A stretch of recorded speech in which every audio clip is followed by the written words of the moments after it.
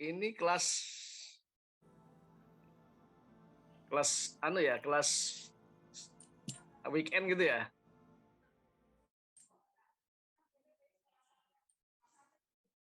Reguler ya. Reguler ya. Sebentar, ini kita sampai jam apa kuliah ya?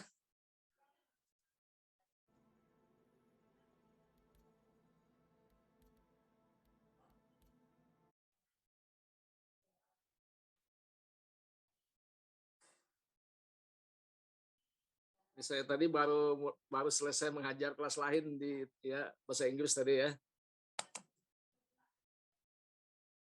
Nah, kita lanjutkan aja ya kuliah kita.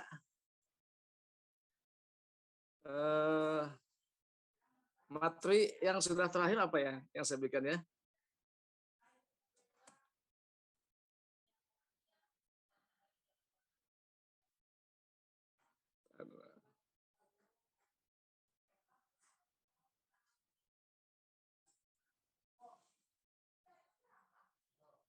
Eh,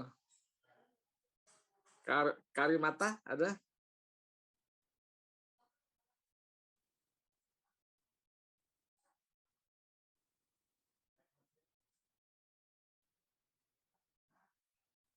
Sri Rahayu?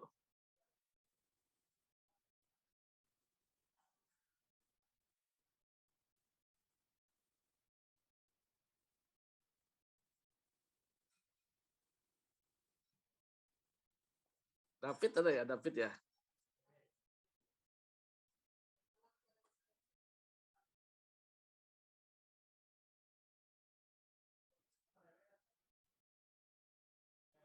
Ya. Rahmadani ada?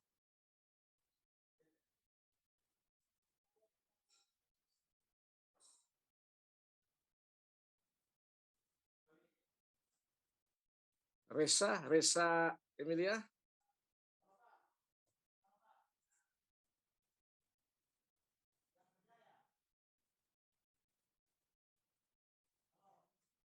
Delila Putri ada?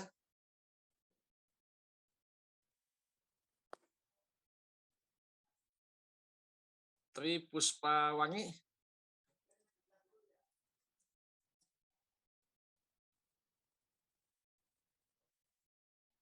Nona Opilia?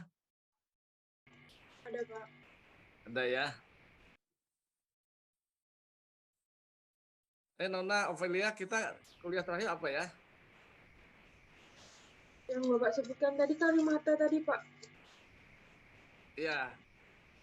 Masih Tapi ingat? setelah itu agak lupa sih. Materinya ya. Sebentar Iya, dulu. Ketua komitinya siapa ya?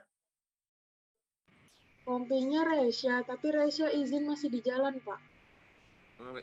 Reza ya. Ya, tapi dia masih ikut Zoom kok, Pak. Cuman dia masih di jalan. Izin Pak, ya, lagi di jalan Pak. Reza, kuliah kita apa terakhir Reza? Bentar Pak.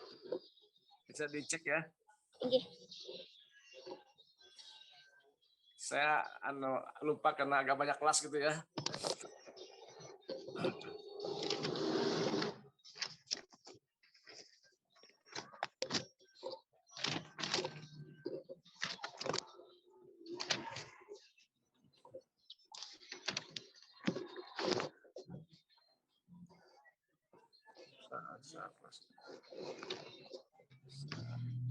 Ini dia.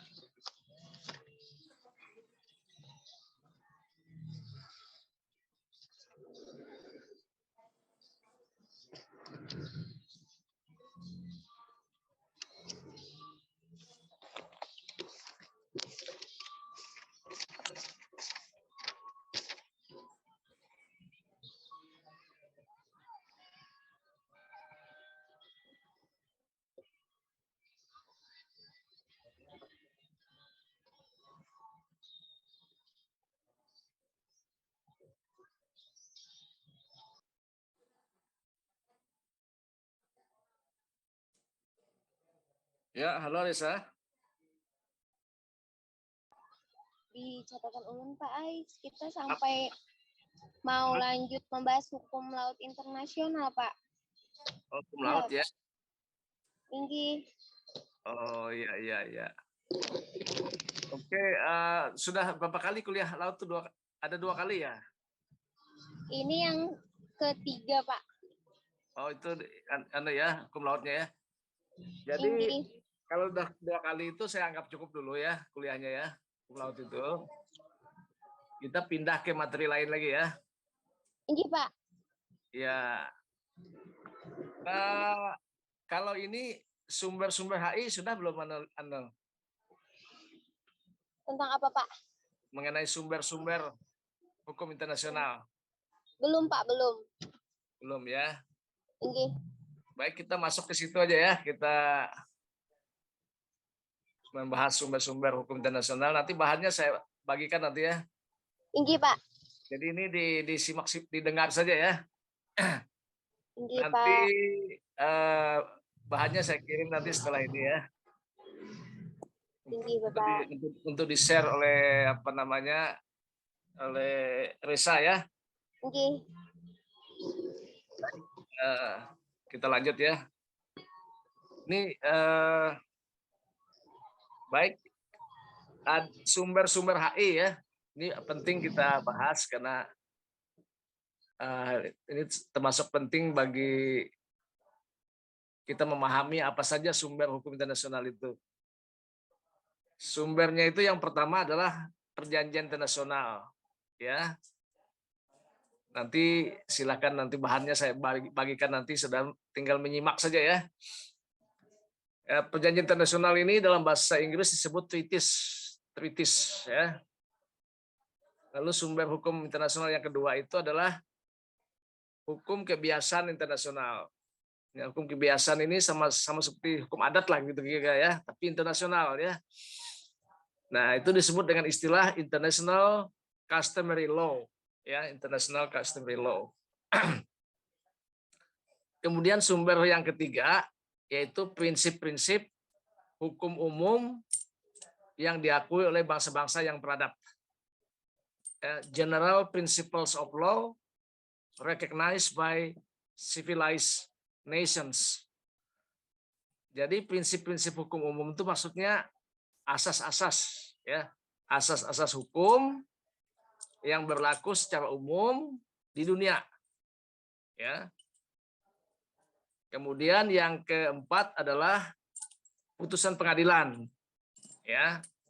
Apa yang kita kenal dengan istilah jurisprudensi, ya. Kemudian yang kelima, sumber hukum yang kelima adalah karya hukum para sarjana yang terkemuka di dunia. Jadi karya-karya hukum itu dikenal dengan writing publicists. Ya. Jadi para sarjana hukum yang membuat karya ilmiah ya, dan para sarjana yang terkemuka di dunia. Ya. Dan doktrin. Ya, doktrin. Doktrin itu adalah ajaran para ahli hukum ya, atau para sarjana ya. Yang keenam adalah keputusan perlengkapan atau organ, organisasi, dan lembaga internasional. Ya, jadi organ-organ atau perlengkapan-perlengkapan dari organisasi atau lembaga internasional itu mereka juga membuat keputusan ya. Jadi keputusan itu misalnya putusan PBB. PBB itu membuat keputusan ya. Nah, atau organ PBB itu misalnya ILO atau di bidang buruh ya, bidang tenaga kerja. Dan juga lembaga internasional ya.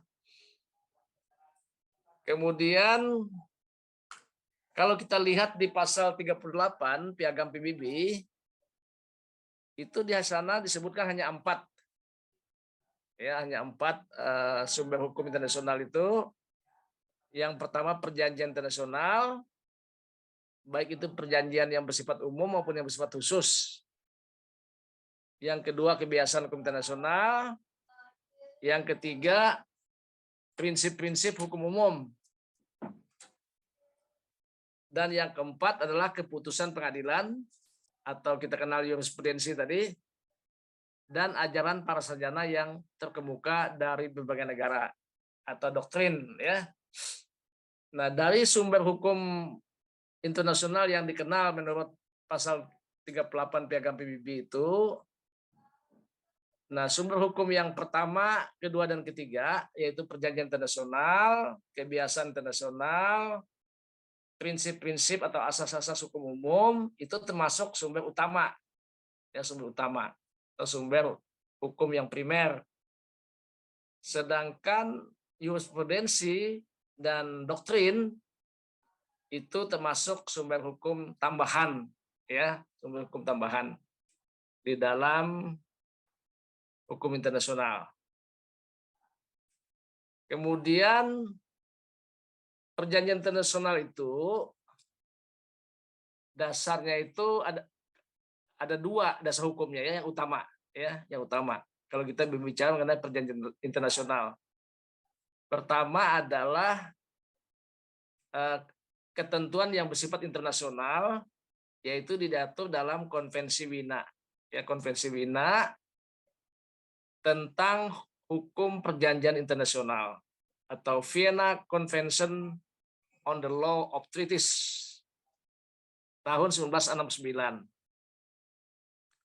Lalu yang kedua, kalau hukum dasar hukum yang berlaku di Indonesia, ya, yang merupakan hukum nasional kita, yaitu Undang-Undang Nomor 24 tahun 2000 ya.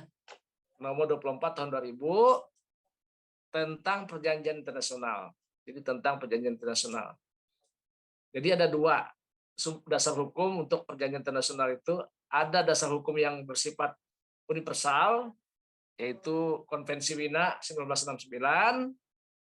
Ada yang bersifat hukum nasional di negara kita, yaitu Undang-Undang Nomor 24 tahun 2000, ya, tentang perjanjian internasional. Saudara Reza, ini kuliah kita sampai jam berapa ya? Ya, halo Reza. Sampai jam 11.30, Pak. 11.30. Sudah mau habis waktunya ya? Tinggi. Karena tadi saya ngajar itu bahasa Inggris, ya. Jadi ini jadwalnya ini terlapis-lapis begitu ya. Jadi berarti tinggal 5 menit ya, Reza ya. Tinggi, Pak. Nah, jadi gini, nanti bahannya saya bagikan ya. Di-share aja kuliah ini. Jadi karena waktunya, jadi karena rupanya jadwal kita ini overlapping ya, tumpang tindih gitu ya. Jadi enggak apa-apa lah. Jadi kita, yang penting saudara bahannya dibaca nanti ya, dipelajari. Ini ada slide-nya, kurang lebih berapa ini ya? Ada 38 slide ini ya. Nanti saya kirim. Jadi ini nggak cukup saya bahas sekarang ini, kalau waktunya 5 menit saja ya. Nah, jadi di sini kita akan nanti belajar ya, bahwa perjanjian internasional itu namanya macam-macam ya. Jadi yang pertama itu namanya traktat ya, traktat. Yang kedua namanya fakta. Itu perjanjian, dikasih nama ya, dikasih nama itu. Lalu yang ketiga namanya konvensi, convention bahasa Inggrisnya ya.